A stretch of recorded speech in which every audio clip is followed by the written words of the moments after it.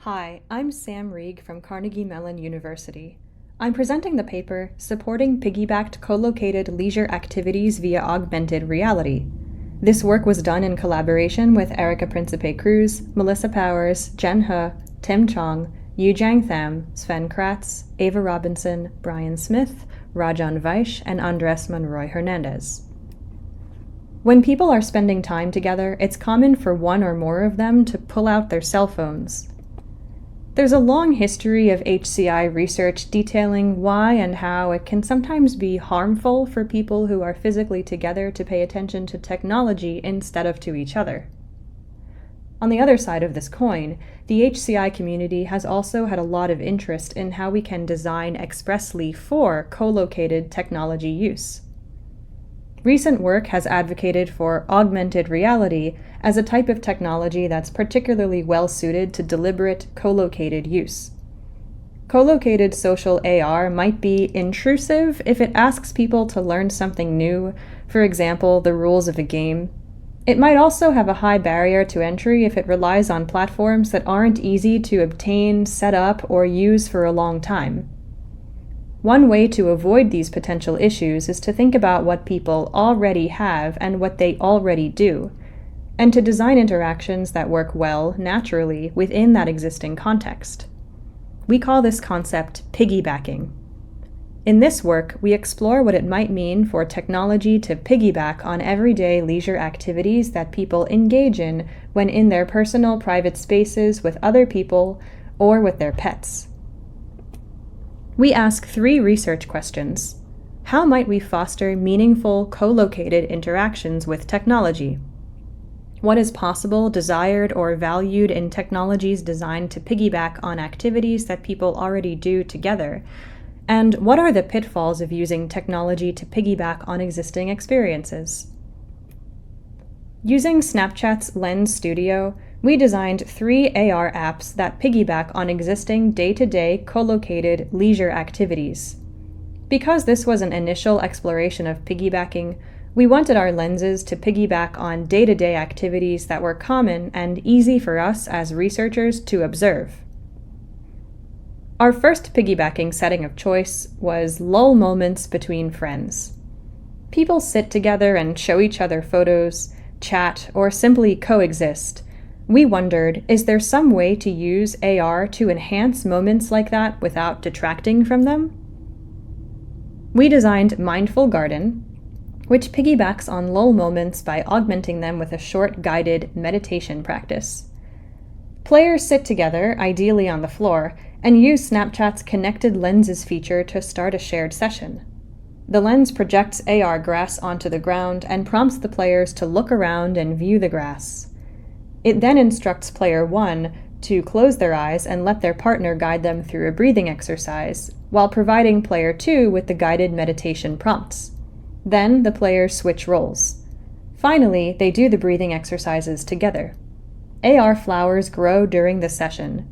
At the end of the session, players can pan their cameras around the space to view the newly planted flowers.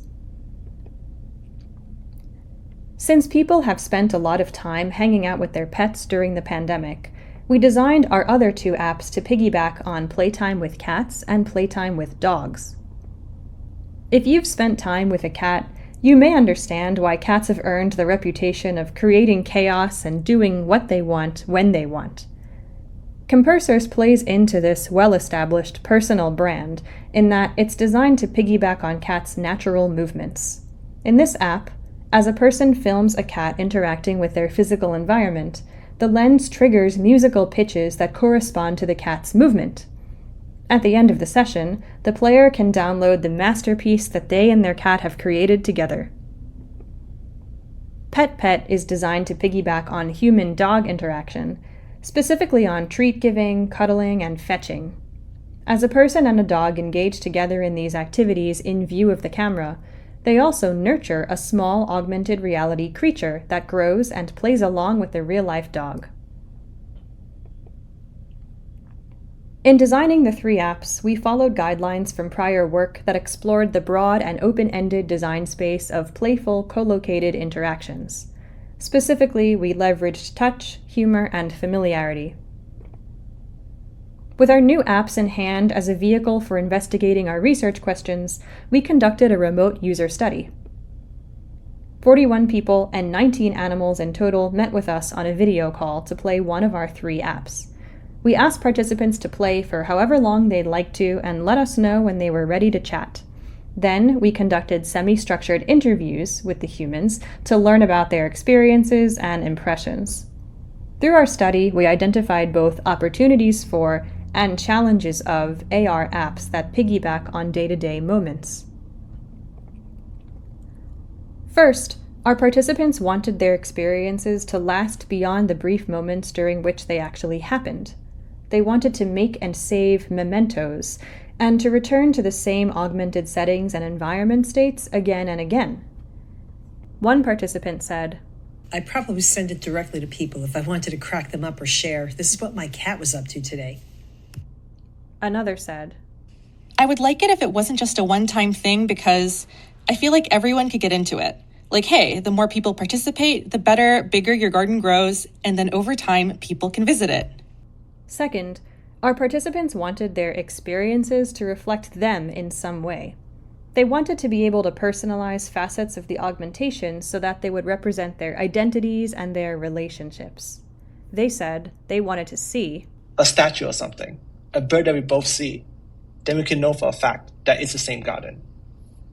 And somebody else said, "Not all dogs look the same. If it shows up looking like a golden retriever and I'm playing with my completely black total mutt of a dog, it's not going to look the same." Third, when it comes to augmented reality and to structured shared experiences with phones, people are used to playing to win.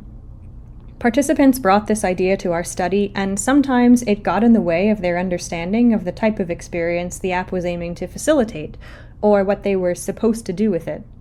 This was most prevalent in Mindful Garden, where someone said, "But why is it a lens? It didn't want anything from me. I will never be like, let's open Snapchat and open a lens to help us meditate." These are just a few of our insights. Please refer to the paper for the full list. From these insights, we identified a set of design implications for supporting piggybacked co-located leisure via augmented reality. First, calibrate expectations and mood by setting the tone within the app. Think about those first few moments. How will the user know whether it's something to play or something to experience? Whether the vibe is relaxed or active? Whether the interaction is cooperative or competitive? Designers can use on-screen features like instructions, words, music, and visuals to set the mood for what they envision happening off-screen. Second, design ways for people to personalize AR experiences and make mementos through which those experiences can persist. In future versions of the apps I talked about today, this could look like location-based gardens, pets of the same breeds as their real-life canine counterparts, or musical genres that match cats' moods. Again, these are only a few of our design implications. You can check out the full paper for the full list. We're grateful to our participants, both human and not, for their time and insights, and to many colleagues from our time at Snap Research for their feedback on our apps. I also thank NASA for funding. Thank you for watching. You can visit letsplayirl.com to try out Mindful Garden, Compursors, Pet, and more co-located AR apps.